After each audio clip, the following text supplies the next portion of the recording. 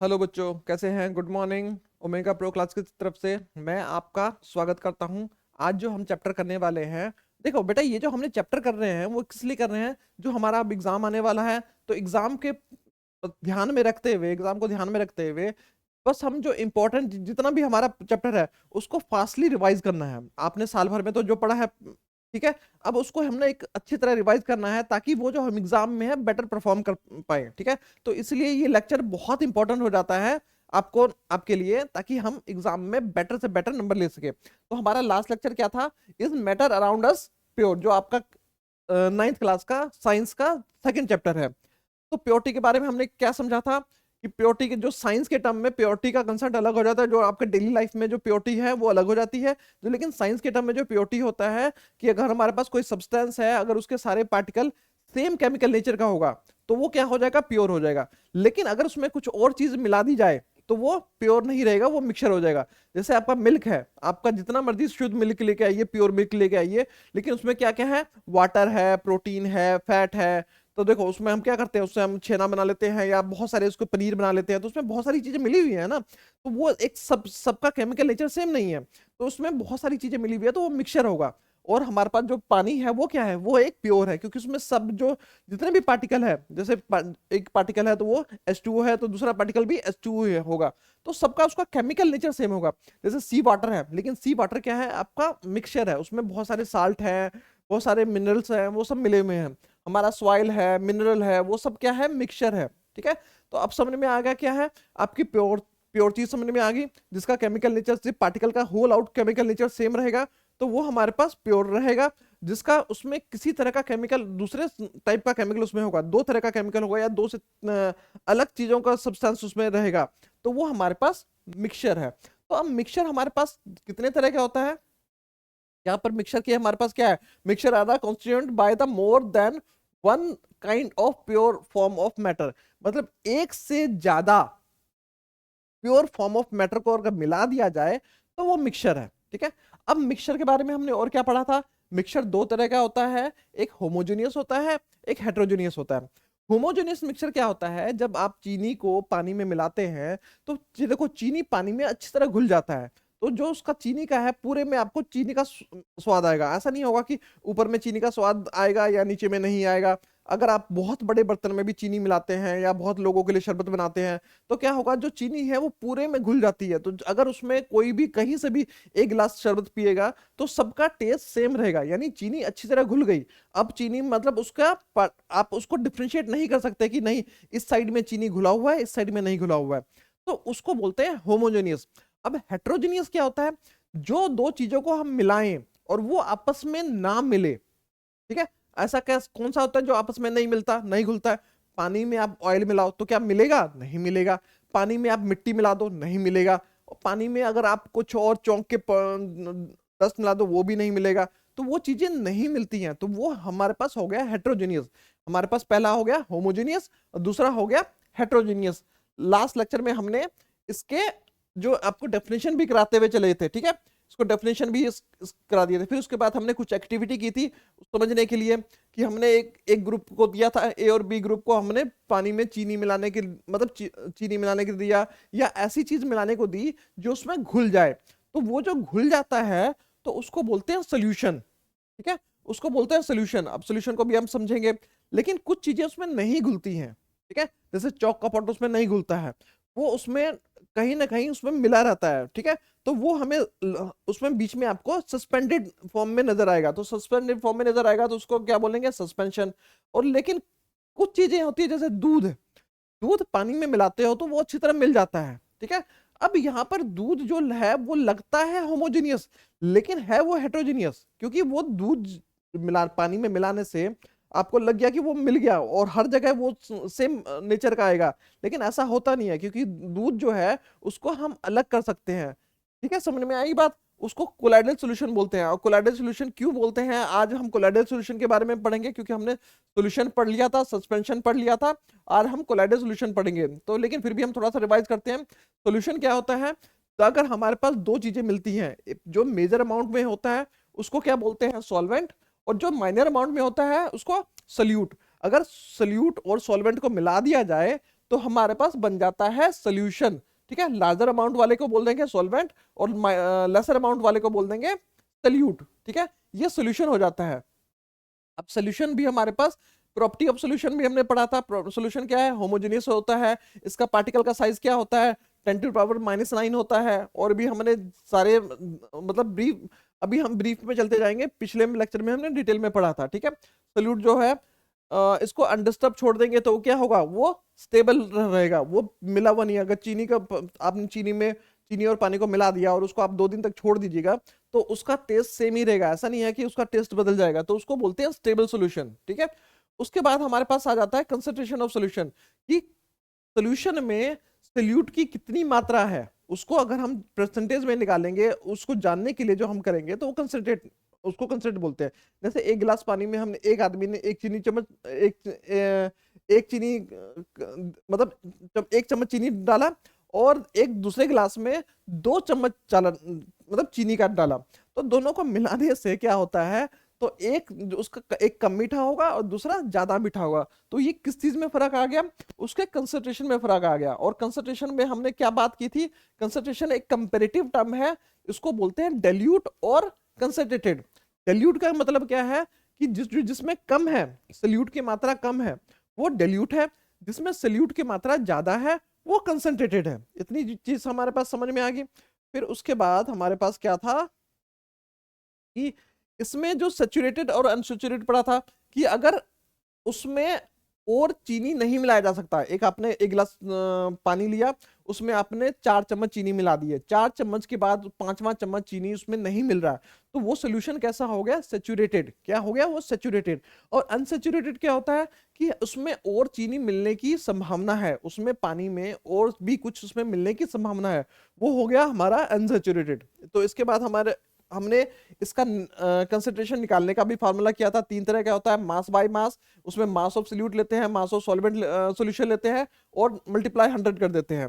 दूसरा हमने क्या किया था कि मास बाय वॉल्यूम, हम मास ऑफ सॉल्यूट लेते हैं और वॉल्यूम ऑफ सॉल्यूशन लेते हैं और उसको मल्टीप्लाई कर देते हैं 100 से, तो इसमें हमारे पास इसका परसेंटेज आ गया। उसके बाद वॉल्यूम बाय वॉल्यूम, हम सल्यूट का वॉल्यूम लेते हैं, अगर लिक्विड में है, अगर हमारे पास सल्यूट है तो उसका हम वॉल्यूम लेंगे, और लिक्विड में अगर हमारे पास सोल्यूशन जो बना तो उसका भी हम वॉल्यूम लेंगे और उसको 10 से मल्टीप्लाई कर देंगे, 100 से मल्टीप्लाई कर देंगे, तो ये हमारे पास क्या बन जाता है, ये भी हमारे पास परसेंटेज आ जाती है, वॉल्यूम बाय वॉल्यूम का, सोल्यूशन का कंसंट्रेशन का परसेंटेज आ जाता है। एक न्यूमेरिकल है वो भी हमने किया था। और बेटा न्यूमेरिकल इसमें आपका, इसमें एक न्यूमेरिकल है, इसमें और तरह के न्यूमेरिकल आ सकते हैं, तो ध्यान रखना कि इसमें एक न्यूमेरिकल आ सकता है और जरूर बहुत इंपॉर्टेंट है, तो एक न्यूमेरिकल आएगा आएगा, ध्यान रखना। ठीक है, तो उसके बाद हमारे पास दूसरा आ जाता है सस्पेंशन।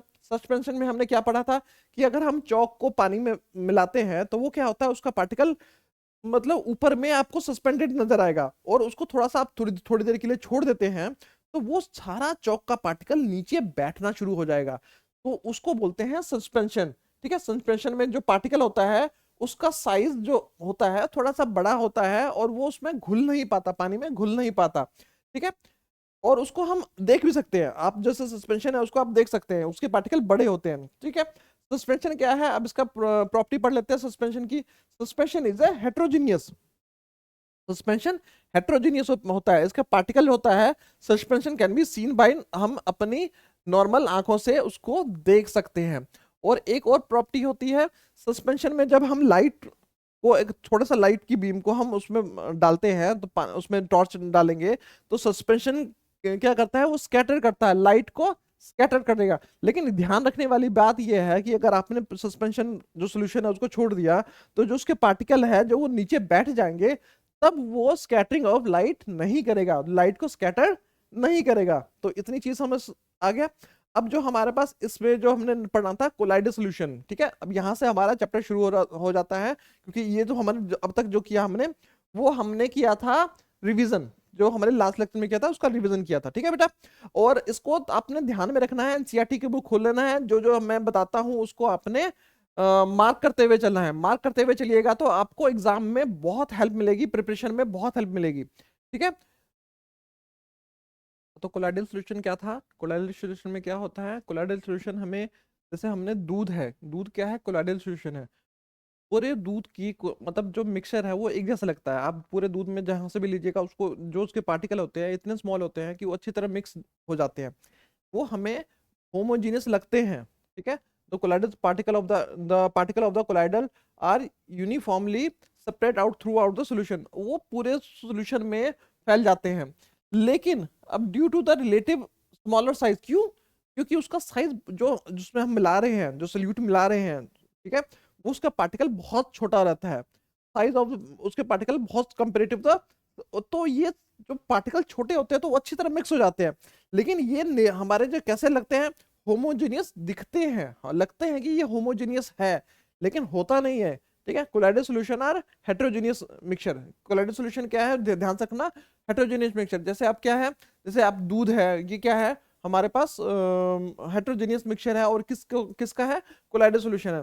तो हम कोलाइडल सॉल्यूशन को पहचानेंगे कैसे? कोलाइडल सॉल्यूशन में जब हम लाइट की बीम डालते हैं, उसमें हम लाइट डालते हैं, तो इसमें स्कैटर नहीं करता है, ठीक है, लेकिन उसका पाथ ना विजिबल कर देता है। उसको, उस टर्म को बोलते हैं टिंडल इफेक्ट, को बोलते हैं टिंडल इफेक्ट। मतलब जैसे आप दूध में आप टॉर्च, छोटी सी लेजर लाइट डालिएगा, तो उसका जो लेजर लाइट का पाथ है वो विजिबल हो जाएगा, लेकिन पानी में अगर लेजर लाइट डालिएगा तो उसका पाथ विजिबल नहीं होगा। तो यही क्या है, जो लाइट जो हम डालते हैं, जो व्हाइट लाइट डालते हैं, तो वो विजिबल हो, उसका पाथ विजिबल हो जाता है, तो उसी को बोलते हैं टिंडल इफेक्ट। तो टिंडल इफेक्ट क्या है, this is scattering of light of the beam of light is called the Tyndall effect after the name of the scientist who discovered this effect। जिसके नाम पे ये पड़ा, ये टिंडल साहब ने डिस्कवरी की थी, तो इनके नाम पे टिंडल इफेक्ट पड़ा। तो ये देखो, इतना समझ में आ गया बेटा। जैसे यहाँ पर ये एक्सपेरिमेंट कर रखा है, यहाँ पर एक वाटर है और यहाँ पर हमारे पास एक कोलाइडल सॉल्यूशन है। तो वाटर में से जो लाइट है वो पास हो जाएगी तो आपको दिखेगी नहीं, लेकिन जब जैसा ही कोलाइडल सॉल्यूशन में से लाइट पास होगी तो वो लाइट का पाथ विजिबल हो जाएगा, तो उसी को बोलते हैं टिंडल इफेक्ट। ठीक है, और ये कैसे होता था, और जैसे आपने देखा होगा कि धुंध होती है, धुंध में भी ये टिंडल इफेक्ट हमें नजर आता है। जैसे आप धुंध के टाइम में जब आप गाड़ी चलाते हैं तो उसमें क्या है, जब लाइट आपकी जाती है तो लाइट का पाथ विजिबल हो जाता है, तो स्मोक इन एयर, ठीक है, और भी चीजें होती हैं। तो ये टिंडल इफेक्ट के बहुत सारे सॉल्यूशन, ये एग्जांपल हैं, अभी हम एग्जांपल भी करेंगे इसके कि, और ये देखो मैंने शुरू में ही बोला था कि पिछले लेक्चर में कि जैसे सोल्यूशन है, ये जरूरी नहीं कि सोल्यूशन आपका लिक्विड लिक्विड ही सोल्यूशन होगा। सोल्यूशन में सॉलिड्स, आपका जो सोल्यूट है सॉलिड भी हो सकता है, गैस भी हो सकता है, तो ये चीजें चेंज हो सकती हैं। अब टिंडल इफेक्ट का एक और इफेक्ट है जो ये आपने बुक में भी देखा होगा कि बुक के प्रिंट पे आपका है, ये जब फॉरेस्ट में क्या है होता है, एक जो फॉरेस्ट की जो बहुत घनी फॉरेस्ट होते हैं, पेड़ बहुत पास पास होते हैं, तब उसमें से जो रोशनी निकलती है, ठीक है, सूरज की रोशनी जो निकलती है, तो आपको वो जो पाथ विजिबल नजर आएगा। तो पाथ विजिबल जो नजर आएगा तो उसी को बोलते हैं टिंडल इफेक्ट। क्यों होता है, क्योंकि वहां जो एयर में क्या है, मॉइस्ट होता है, उसमें कुछ वाटर मॉलिक्यूल होते हैं, टाइनी ड्रॉप होते हैं, ठीक है, तो ये इस कारण वो टिंडल इफेक्ट शो करता है। अब प्रॉपर्टी ऑफ टिंडल इफेक्ट हम करेंगे। अब कि देखो हमने जो पढ़ा है उसका साथ प्रॉपर्टी भी करना शुरू है, करना जरूरी है। प्रॉपर्टी ऑफ टिंडल इफेक्ट में क्या क्या होता है, मतलब टिंडल इफेक्ट कर रहा हूँ, property of colloidal solution. Colloidal solution is a heterogeneous mixture. ये क्या है, एक हेटेरोजेनियस मिक्सचर है। इस size of particle of colloidal is too small to be मतलब इतना स्मॉल होता है कि हम उसको नहीं देख पाते, ठीक है, उसको हम अपनी नॉर्मल आंखों से नहीं देख पाते। अब देखो यहाँ पर हमारे पास कुछ कॉमन एग्जांपल है जो टिंडल इफेक्ट के।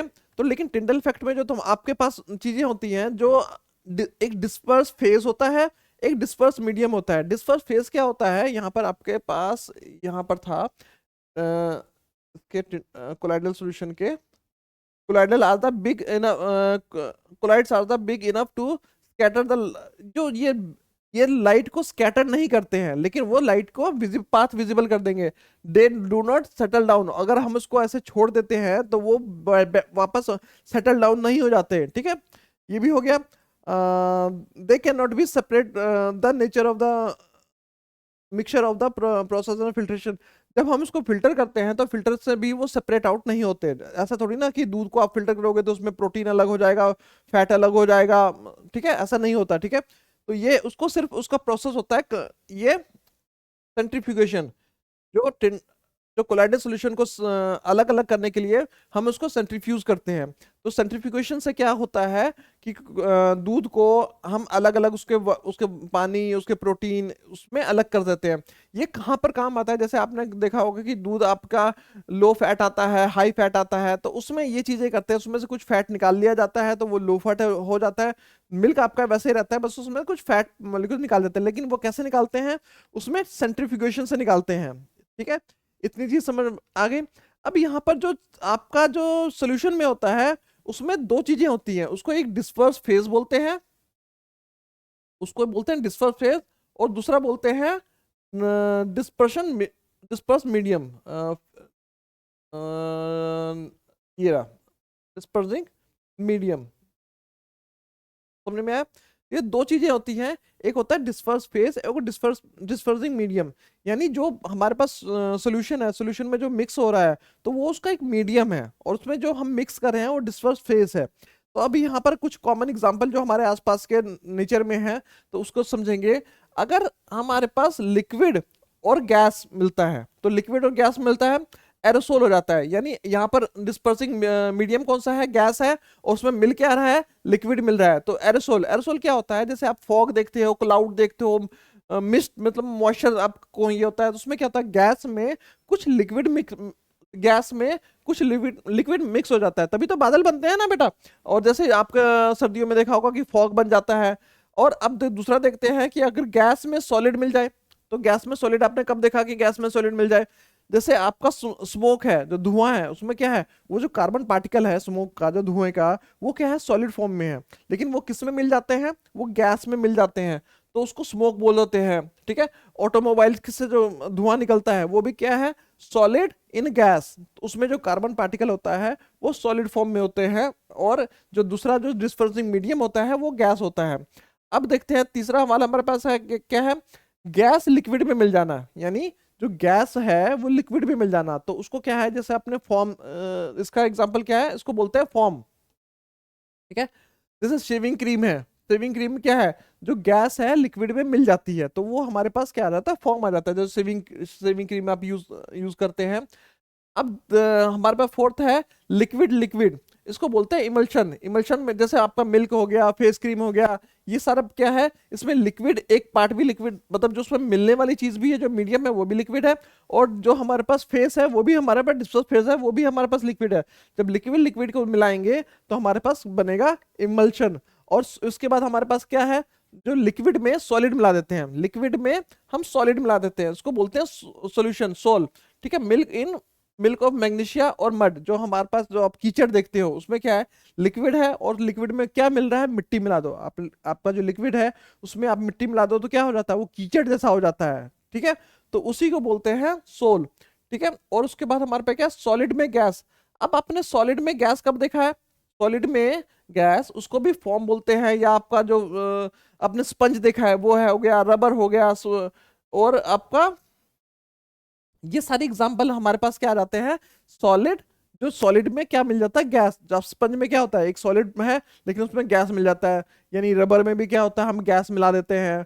और आपने बहुत सारे चीजें देखा होगा जिसमें जिसमें इसको फॉर्म जो बेड होता है, फॉर्म बेड क्या होता है, आपने देखा होगा ना, वो एक जिसपे आजकल आता है पैकिंग के दौरान, जो पैकिंग में जो यूज होता है, फॉर्म यूज होता है, तो उसमें भी क्या होता है, उसमें गैस मिला होता है। ठीक है, किसमें गैस मिला जाता है, सॉलिड में मिला जाता है। अब सॉलिड में अगर लिक्विड मिला दो तो क्या हो जाएगा हमारे पास, वो बन जाता है जेल।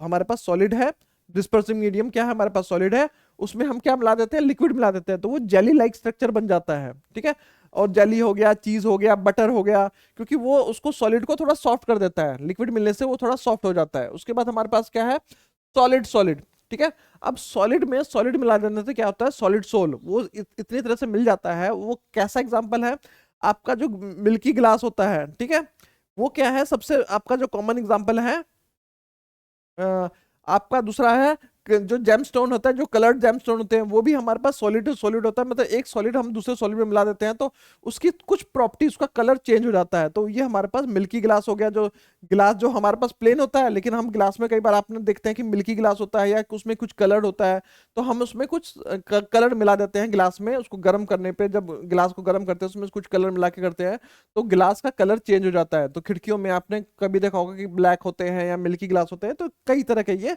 चीजें होती हैं। इसके बाद हमारे पास क्या है, फिजिकल एंड केमिकल चेंज। ठीक है, फिजिकल और केमिकल चेंज समझने से पहले समझना पड़ेगा कि फिजिकल और केमिकल होता क्या है। जो चीजें हमें दिख रही हैं, ठीक है, जिसको हम ऑब्जर्व कर पा रहे हैं, क्या क्या कर पा रहे हैं, जैसे हमारे किसी का कलर कर लिया, जैसे हार्डनेस हो गया, रिजिडिटी हो गया, फ्लूइडिटी हो गई, ठीक है, डेंसिटी हो गई, मेल्टिंग पॉइंट, बॉइलिंग पॉइंट, ये जो हमारे पास फिजिकल प्रॉपर्टी है। फिजिकल प्रॉपर्टी का मतलब क्या है, अगर हम फिजिकल प्रॉपर्टी या फिजिकल चेंज क्या मतलब, अगर हम किसी चीज को ब्रेक करें, ठीक है, फिजिकल चेंज मतलब हमने लकड़ी का एक बड़ा सा टुकड़ा है, हमने उसको दो हिस्सों में काटा, तो दो हिस्सों में काटने के बाद भी वो दोनों लकड़ी का ही रहा, उसकी केमिकल प्रॉपर्टी चेंज नहीं हुई। जब हम किसी के फिजिकल नेचर की बात करेंगे तो वो फिजिकल हो गया, और अगर हम उसकी केमिकल प्रॉपर्टी की बात करेंगे, अगर हम उसके नेचर की बात करेंगे, तो वो हमारे पास केमिकल हो गया। अगर फिजिकल में चेंज आएगा, अगर उसकी फिजिकल प्रॉपर्टी में चेंज आएगा, जैसे आप 5 किलो आटा है, आपने उसको एक एक किलो में 5 जगह कर दिया, तो उसकी फिजिकल प्रॉपर्टी में बदली, उसका वेट बदल गया, उसका मास बदल गया, ठीक है, उसकी आपने उसकी डेंसिटी बदल सकते हो। तो ये सब जो चेंज आएगा, अगर इसमें आप चेंज करते हो, या boiling point, melting point change कर देते हो, तो उसका फिजिकल प्रॉपर्टी चेंज हो गई। लेकिन केमिकल में क्या आ जाता है, उसमें केमिकली उसका चेंज होता है। जैसे आप एक छोटा सा एग्जांपल लेते हैं जो डेली लाइफ का, आपका पानी है, पानी को आपने जमा दिया तो वो आइस बन गया, पानी को आपने गर्म कर दिया तो वो भाप बन गया। तो आइस की प्रॉपर्टी हार्डनेस है, ठीक है, लिक्विड जो हमारे पास पानी है उसकी प्रॉपर्टी क्या है, लिक्विड है, और जो हमारे पास हमने उसको जो गैस बना दिया, वेपर्स बना दिए, तो उसकी प्रॉपर्टी क्या है, गैस की प्रॉपर्टी है। तो हमारे पास तीनों प्रॉपर्टी आ गई, ठीक है, सॉलिड, लिक्विड और गैस। ये तीनों प्रॉपर्टी तो हमें अलग अलग नजर आ रही है, क्योंकि उसका जो हमारे पास हार्डनेस में अलग है, उसका हार्डनेस अलग हो गया, उसका एक मतलब तीनों चीजें ही अलग है। लेकिन केमिकली तीनों है तो पानी ना, ठीक है, उसका जो केमिकल नेचर तो चेंज नहीं हुआ ना, तीनों का कंपोजिशन जो है वो चेंज नहीं हुआ, तीनों का बस क्या है, नेचर अलग हो गया। कौन सा नेचर हो गया, फिजिकल नेचर चेंज हो गया, केमिकल नेचर उसका सेम रहा, no chemical change in the chemical nature of the substance, उसमें उसमें कोई भी केमिकल उसका चेंज नहीं हुआ। लेकिन अब यहीं पर वाटर और कुकिंग ऑयल है, ठीक है, जो पानी है या आपका पानी है, पेट्रोल है, ठीक है, ये दोनों का नेचर मतलब लिक्विड ही है दोनों, ठीक है, दोनों लिक्विड होने के तो दोनों का नेचर सेम तो नहीं होगा ना, दोनों की केमिकल प्रॉपर्टी अलग है। पानी क्या है, पानी आग को बुझा देता है, लेकिन आपका पेट्रोल हो गया, डीजल हो गया, या कोई कुकिंग ऑयल हो गया, ये आग को जला देती है, ठीक है, दोनों का केमिकल नेचर अलग अलग है। फिजिकल नेचर तो हमारा फिजिकल जो है वो तो सेम है, लेकिन केमिकल नेचर दोनों का अलग अलग है। तो वो हमारे पास तो केमिकल, और ये चीजें आपको समझ में आ गई कि केमिकल चेंजेस क्या होते हैं और फिजिकल चेंजेस क्या होते हैं। जब उसमें केमिकली चेंज उसका प्रॉपर्टी हो जाएगी, जैसे अब लकड़ी है, लकड़ी को आपने दो टुकड़े में बांट दिया, तो उसका जो ये फिजिकल चेंज है, फिजिकल चेंज से क्या हो गया, कुछ नया प्रोडक्ट नहीं मिला, ठीक है। जब केमिकल चेंज होगा तो हमारे पास कुछ नया प्रोडक्ट बनेगा, जैसे आपने लकड़ी को जला दिया तो वो केमिकल चेंज हो जाएगा, केमिकल चेंज में हम अब हमारे पास क्या बना, कोयला मिला, तो कोयले की प्रॉपर्टी लकड़ी की प्रॉपर्टी से डिफरेंट है, तो इसीलिए वो केमिकल चेंज हो गया। अब इसको थोड़ा सा ना एक्टिविटी से समझने की कोशिश करेंगे कि एक्टिविटी से हमारे पास क्या है। जैसे बर्निंग ऑफ कैंडल, ये फिजिकल और केमिकल दोनों है, क्योंकि उसमें जल रहा है, और जो आपका वैक्स है वो पिघल रहा है, वो पिघलना क्या है, वो आपका फिजिकल प्रॉपर्टी है, और जो वो वैक्स जल रहा है वो केमिकल प्रॉपर्टी है। अब यहाँ पर हम ये कुछ क्वेश्चन है, इस क्वेश्चन को आप ट्राई करना अपने से। कटिंग ऑफ ट्री क्या है हमारे पास, फिजिकल है कि केमिकल है।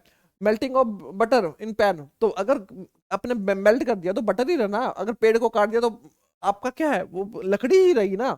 लेकिन उसमें क्या है, और इसमें केमिकल क्या है और आपका फिजिकल क्या है, इन चीजों को आपने देखना है।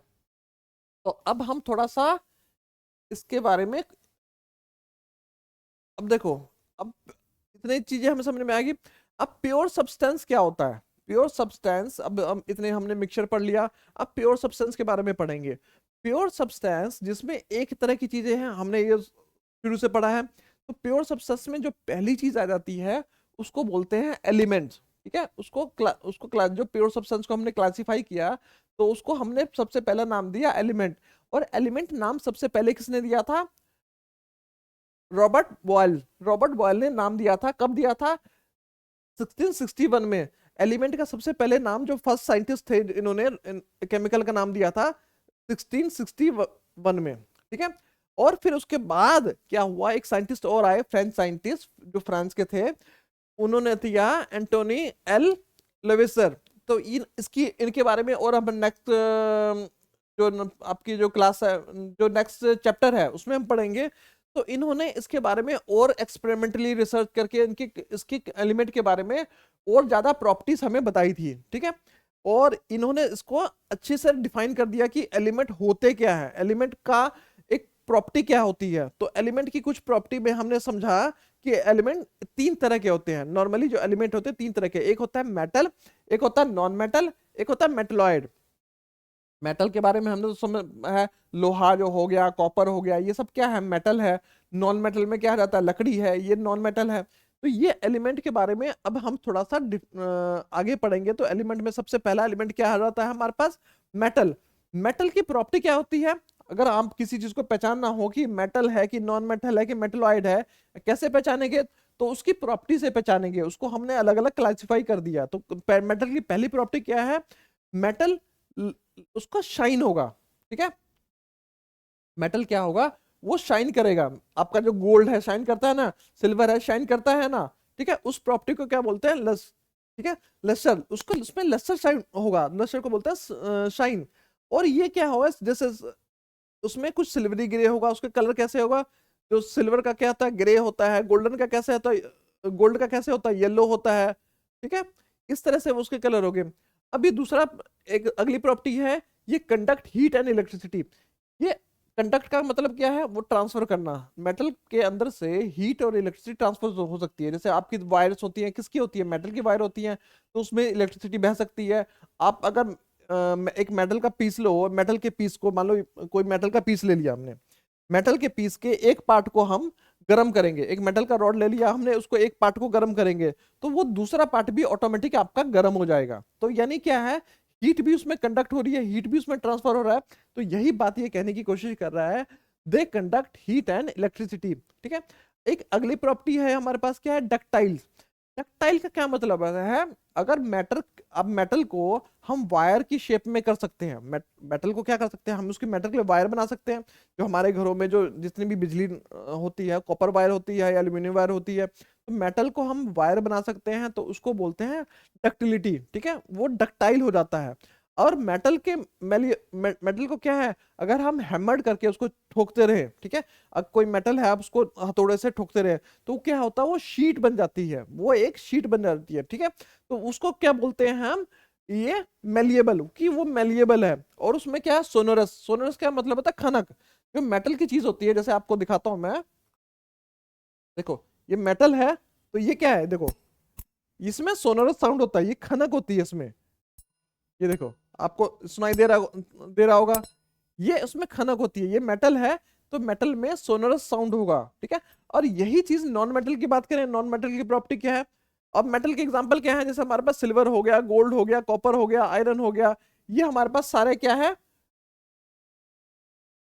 ये gold, silver, copper, iron, sodium, potassium, ये सब क्या है? मेटल है। इसमें मरकरी भी एक मेटल है, जो जनरली हम क्या, जो आपके थर्मामीटर में देखते हैं, वो मरकरी है। वो मरकरी क्या है? रूम टेम्परेचर पे वो लिक्विड फॉर्म में होती है। लेकिन बाकी मेटल जनरली सॉलिड होते हैं। तो मेटल की जो जनरल प्रॉपर्टी है वो सॉलिड है, लेकिन कुछ मरकरी क्या है हमारे पास रूम टेम्परेचर पे लिक्विड फॉर्म में होता है। अब नॉन मेटल की प्रॉपर्टी क्या है? कि ये इसकी इसमें बहुत सारी वैरायटी होती है कलर की। जैसे लकड़ी है, लकड़ी ही आपको कितने तरह के कलर्स के में मिल जाएगी। तो ये क्या है? नॉन मेटल है। और उसके बाद क्या है? ये poor conductor of heat and electricity. ये जो हीट और इलेक्ट्रिसिटी का पुअर कंडक्टर होता है। यानी लकड़ी के टुकड़े को आप एक तरफ से गर्म करोगे तो दूसरा गर्म नहीं होगा। जैसे आपके घरों में क्या है, तवे में या आपका कुछ फ्राइंग पैन होता है, उसमें ना लकड़ी का हैंडल लगा रहता है या प्लास्टिक का हैंडल लगा रहता है। लकड़ी का हैंडल क्यों लगा रहता है? क्योंकि ताकि अगर वो रॉड गर्म हो जाए तो आपको पकड़ने में असुविधा ना हो, अनकंफर्ट ना हो, इसीलिए हम क्योंकि वो poor conductor of heat and heat का तो समझ में आ गया, इलेक्ट्रिसिटी, लकड़ी की चीजों में से क्या बिजली गुजर सकती है? नहीं गुजर सकती, तो इसीलिए वो पुअर कंडक्टर ऑफ क्या होता है? Heat and electricity. और इसमें क्या है, दे आर नॉट लक्सरियस, उसमें वो सोनरस ना, वो क्या बोलते हैं, उसमें खनक नहीं होगी और वो चमकेगा नहीं, ठीक है, ना ही ये मेलिएबल होगा, ठीक है, ना ही उसको हम अगर ठोकेंगे तो, अगर हाथोड़े से हम हैमर करेंगे तो क्या वो शीट बन जाएगी कि नहीं? लकड़ी के टुकड़े को आप, जैसे हमारे पास ये लकड़ी का टुकड़ा है, ठीक है, तो ये क्या है, ये क्या आपको चमक रहा है? क्या नहीं चमक रहा, उतना शाइन नहीं कर रहा है। हाँ, उस पर पॉलिश नहीं, पॉलिश करेंगे तो फिर अलग बात है, शाइन करेगा। और क्या इसमें खनक है? क्या इसको करेंगे तो इसमें ठक ठक की आवाज आएगी, खनक नहीं आएगी। जो आपके बर्तन होते हैं उसमें खनक की आवाज आती है, क्या वो सब जो आपके बर्तन है वो सब क्या है? मेटल है, ठीक है। लेकिन प्लास्टिक हो गया या कोई और चीजें हो गई, उसमें आपके खनक की आवाज नहीं आएगी, लकड़ी के हो गए उसमें खनक की आवाज नहीं आएगी। तो वो क्या है हमारे पास? Non metal. नॉन मेटल के कुछ एग्जांपल हम कर लेते हैं। हाइड्रोजन क्या है? नॉन मेटल है। और ऑक्सीजन क्या है? नॉन मेटल है। Iodine non metal. Carbon, carbon के कुछ फॉर्म होते हैं, कार्बन के कोल और कोक, जो आपके कार्बन के अलग अलग फॉर्म है, डायमंड भी इवन कार्बन का ही फॉर्म है। तो और ब्रोमीन, ये क्या है हमारे पास? नॉन मेटल है, ठीक है। आपको मेटल और नॉन मेटल समझ में आ गया, ठीक है। और जैसे क्लोरीन भी हमारे पास क्या है? नॉन मेटल है। तो सम एग्जाम, अब अब देखो, कुछ एक होता है मेटलॉइड, हमने पढ़ा था, एक मेटल होता है, एक नॉन मेटल होता है, एक मेटलॉइड होता है। मेटलाइट वो होते हैं जो ना मेटल की, मतलब वो कुछ मेटल की प्रॉपर्टी भी शो करते हैं, कुछ नॉन मेटल की प्रॉपर्टी भी शो करते हैं, लेकिन वो किसी से, दोनों में से किसी से कंपेयर, मतलब उसको कंपेयर नहीं किया जा सकता, तो हमने उसकी एक अलग कैटेगरी बना दी, उसको बोलते हैं मेटलॉइड, ठीक है। मेटलॉइड में क्या रहता है? बोरोन होता है, सिलिकॉन होता है, जर्मेनियम हो जाता है।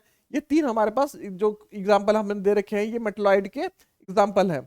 आपके जो एलिमेंट है अब तक में 118, इसमें 100 दे रखा है, लेकिन आपके पीरियोडिक टेबल में देखेंगे तो उसमें 118 एलिमेंट्स हैं जो अब तक खोजे जा चुके हैं। तो 118 में सिर्फ 92 एलिमेंट्स ऐसे हैं जो नेचर में अपने फ्रीली फाउंड होते हैं, ठीक है, नेचर में हमारे पे नेचुरली फाउंड उसको कह सकते हैं। लेकिन बाकी एलिमेंट क्या है? वो मैन मेड है, ठीक है। बाकी 92 एलिमेंट्स आर नेचुरली ऑकरिंग, वो नेचर में मिलते हैं हमें। और बाकी रेस्ट ऑफ एलिमेंट क्या है? मैन मेड है, ठीक है। Majority of element are solid, जो जितने भी हमारे पास एलिमेंट है उसमें जो मैक्सिमम एलिमेंट है सॉलिड है। कुछ गैसेस है, 11 एलिमेंट्स है हमारे पास जो गैस फॉर्म में है, और दो एलिमेंट ऐसे हैं जो रूम टेम्परेचर पे हमारे पास किस में रहते हैं? कि वो लिक्विड में रहते हैं। वो जैसे हमारे पास मरकरी हो गया और ब्रोमीन हो गया, ये दोनों क्या है? रूम टेम्परेचर पे हमें लिक्विड फॉर्म में मिलते हैं। लेकिन बाकी एलिमेंट क्या है हमारे पास? 11 एलिमेंट गैसेस गैसेस फॉर्म में रहते हैं, और बाकी जितने भी एलिमेंट है मेजोरिटी पर हमारे पास सॉलिड फॉर्म में रहते हैं। अब यहाँ पर एक चीज है, ये एग्जाम पे आ सकता है कि आपके पास ये भी एग्जाम में आ सकता है कि रूम टेम्परेचर पे कौन कौन से एलिमेंट हमें लिक्विड स्टेट में रहते हैं। वो हमारे पास क्या है? मरकरी और ब्रोमीन। और अब कुछ एलिमेंट्स जैसे गैलियम हो गया, सीजियम हो गया, ठीक है, ये एलिमेंट ऐसे हैं जो रूम टेम्परेचर से थोड़ा सा अबव जाने पे क्या हो जाता है? वो लिक्विड फॉर्म में जाता है। वैसे वो आपके सॉलिड फॉर्म में रहेगा, लेकिन जैसे ही रूम टेम्परेचर थोड़ा सा ऊपर जाता है तो वो क्या बन जाता है? लिक्विड फॉर्म में जाता है। कितने पे? 303 केल्विन पे, 303 केल्विन पे वो लिक्विड में कन्वर्ट हो जाता है। फिर उसके बाद हमारे पास आ जाता है कंपाउंड, ठीक है।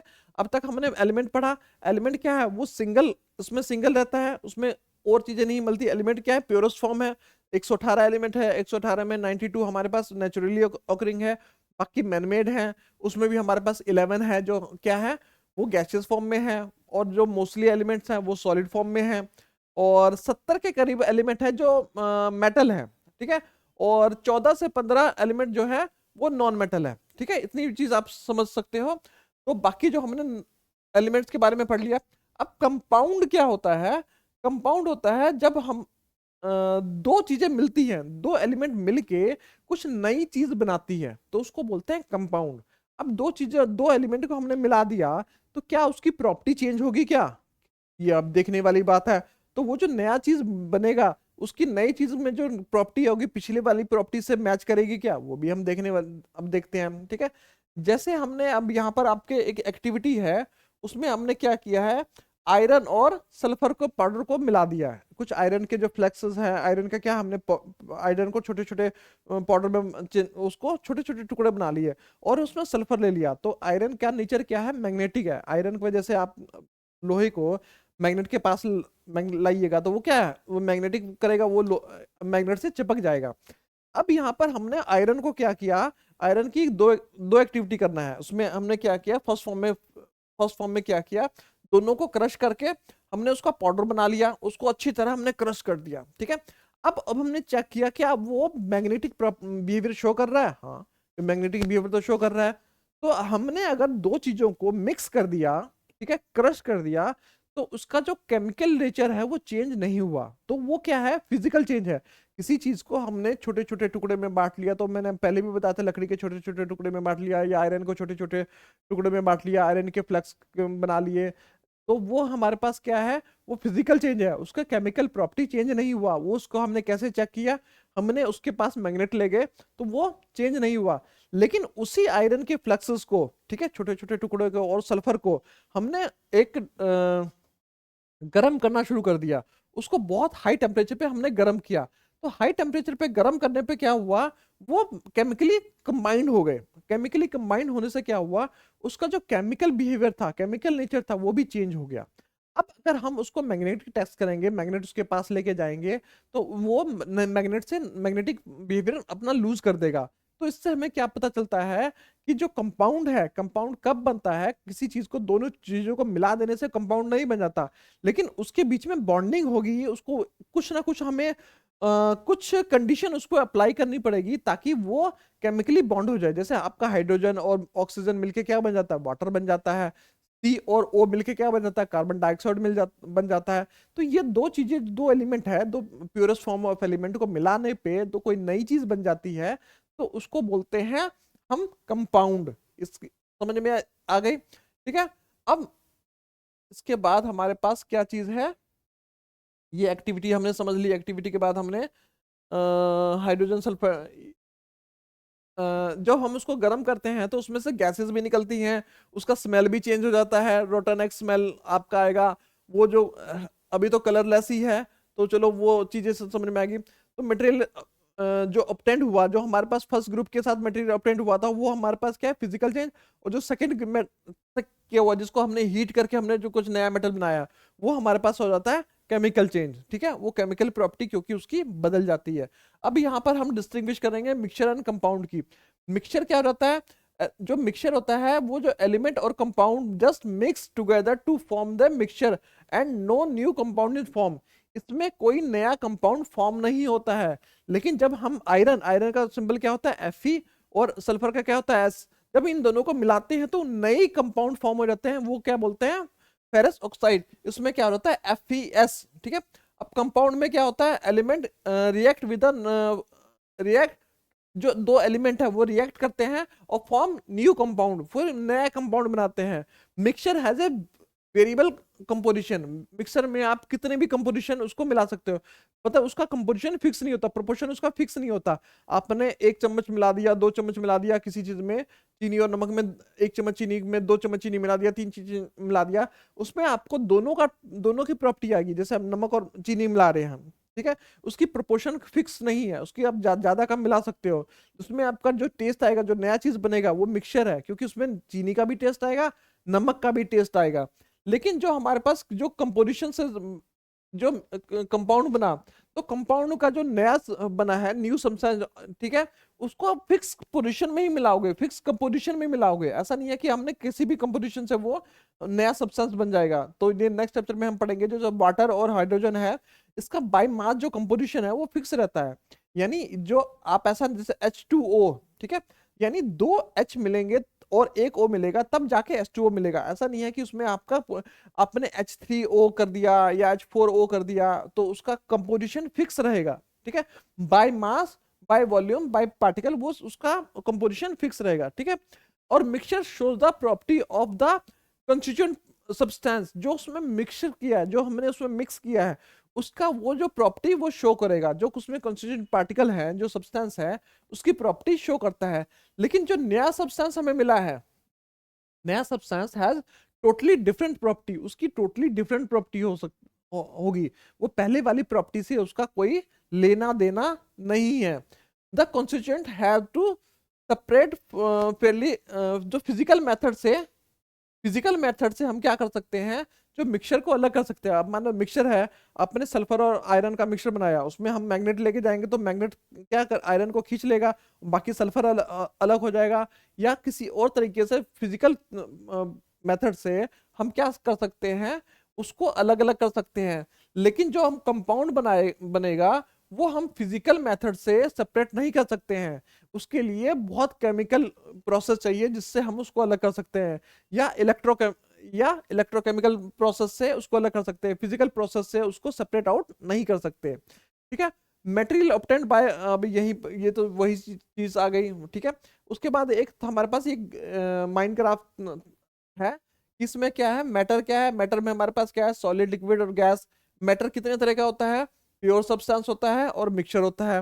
प्योर सब्सटेंस में कौन कौन सा जाता है, एलिमेंट आ जाता है। एलिमेंट क्या है, जिसमें सिंगल सिंगल रहता है। ठीक है, एलिमेंट क्या है, can not be broken down the simpler substance, इसको और सिंपलर सब्सटेंस में नहीं बदला जा सकता। जैसे ऑक्सीजन है, ऑक्सीजन का जो सिंपल है वो है, या हाइड्रोजन है, हाइड्रोजन को और सिंप्लीफाई आप नहीं कर सकते। ठीक है, लेकिन कंपाउंड है, कंपाउंड को क्या है, इसको हम और तोड़ सकते हैं। जैसे वाटर है, वाटर को अलग अलग करके H अलग और O अलग कर सकते हैं। समझ, कार्बन डाइऑक्साइड में कार्बन को ऑक्सीजन को अलग अलग किया जा सकता है, लेकिन यहाँ पर एलिमेंट में वो सिंगल ही है, तो मैं उसको और ज्यादा आप क्या तोड़ोगे, नहीं समझ में आएगी, बात समझ में आएगी बेटा। जैसे कॉपर है, ऑक्सीजन है, आयरन है, हाइड्रोजन है, मरकरी है, इसको और सिंपलर फॉर्म में आप नहीं तोड़ सकते। और कंपाउंड में हमारे पास क्या आ गया, वाटर है, मिथेन है, शुगर है, साल्ट है, इसको आप अलग अलग कर सकते हो। जैसे साल्ट को भी क्या है, हम लास्ट 8th क्लास में हमने पढ़ा था कि NaCl को हम Na और Cl में तोड़ सकते हैं, इसको आयंस बना सकते हैं। समझ में आई बात, वहां पर जो हमने इलेक्ट्रोलाइसिस किया था उसमें ये चीजें टूटती हैं।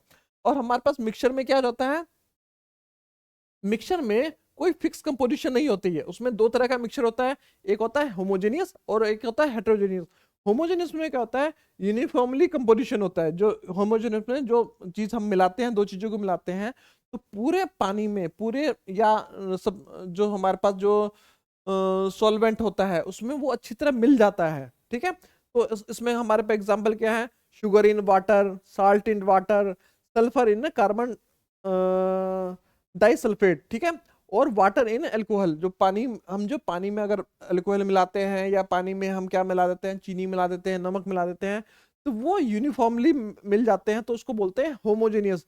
हेट्रोजेनियस में क्या होता है, नॉन यूनिफॉर्म कंपोजिशन, उसका जो कंपोजिशन होता है कि नॉन यूनिफॉर्म होता है। उसमें क्या क्या आता है, साल्ट में अगर आपने इसमें नमक में थोड़ा साल्ट मिला, नमक में क्या मिला दिया आपने, सैंड मिला दिया, शुगर और साल्ट का कंपोजिशन है, ऑयल इन वाटर का कंपोजिशन है, तो ये हमारे पास क्या आ जाता है, सब हेट्रोजेनियस क्या जाते हैं। अब इसमें हमने पूरे चैप्टर में क्या क्या पढ़ा है उसका थोड़ा सा रिवीजन कर लेते हैं, उसको शॉर्ट में बुलेट पॉइंट्स में कर देते हैं।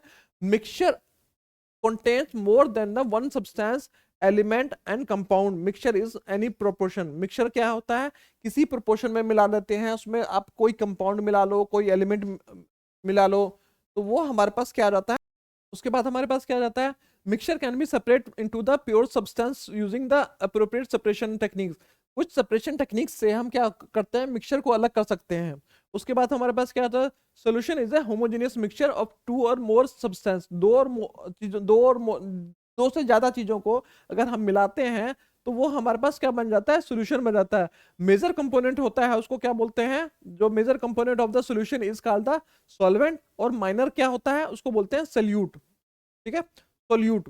ठीक है, concentration of the solution is the amount of solute present in per unit volume और per unit masses of the solution। हमने प्रश्न से निकाला किया था, mass by mass, mass by volume. ठीक है, और वॉल्यूम बाय वॉल्यूम। ठीक है, material that are the insoluble in the solvent and have the particle that are visible to naked eyes from the suspension. ठीक है, सस्पेंशन क्या हो जाता है, एक हेट्रोजीनियस मिक्सचर होता है, उसमें हम जैसे चौक को पानी में मिलाते हैं तो हम उसको देख सकते हैं। ठीक है, अपनी नॉर्मल आइज से देख सकते हैं। उसके बाद हमारे पास क्या होता है, colloids are the heterogeneous mixture इसका एग्जांपल क्या हो जाता है, जैसे हमने पानी में दूध मिला दिया, या दूध क्या है हमारे पास कोलाइड है, heterogeneous mixture in which the particle size is too small to be seen with the normal eyes, naked eyes से उसको हम देख सकते हैं, but it is a big enough to scatter light, वो लाइट को स्कैटर नहीं करता है, ठीक है। Colloids are the useful in the industry daily life, industry and the daily life. Particle is called the disperse phase and the dispersion medium, हमने वो भी पढ़ा था, उसके कई सारे एग्जांपल थे डेली लाइफ में, वो हमने पढ़ा था, ठीक है। और disperse is called the dispersion, जो जिसमें वो मिलता है उसको डिस्पर्शन मीडियम बोलते हैं। और pure substance can be element, pure substance कौन कौन से होते हैं, एलिमेंट होता है और कंपाउंड होता है। An element is a form of matter that can not be broken down by chemical reaction into the simpler substance, element को हम और सिंपल सब्सटेंस में नहीं तोड़ सकते हैं, ठीक है। और कंपाउंड को हम तोड़ सकते हैं, लेकिन कंपाउंड भी मिलने के बाद क्या होता है, वो एक प्रॉपर्टी शो करता है। ऐसा नहीं है कि कंपाउंड मिलने के बाद वो अलग अलग प्रॉपर्टी शो करेगा, दो चीजों को मिलाने पे या तीन चीजों को मिलाने पे वो एक ही प्रॉपर्टी शो करेगा, ठीक है, समझ में आ गया। और property of a compound are different from the constituent elements, जो हमने उसमें मिलाया, जिन चीजों से हमने उसको बनाया है, तो उससे क्या होगा, उसका जो प्रॉपर्टी होगी वो डिफरेंट होगी, ठीक है। ये इसी के साथ हमारा ये चैप्टर खत्म हो गया। इसके बाद हमारे पास कुछ क्वेश्चन है, क्वेश्चन को आप अगर आप कमेंट सेक्शन में बोलिएगा तो क्वेश्चन को भी डिस्कस कर लेंगे। लेकिन इस चैप्टर में हम 9th क्लास के और 10th क्लास के अब धीरे धीरे हम ऐसे बनाएंगे कि आपका 30 से 40 मिनट में आपका पूरा चैप्टर रिवाइज हो जाए, ताकि आपको एग्जाम के लिए हेल्प मिले। तो थैंक यू बच्चों, thank you very much, okay.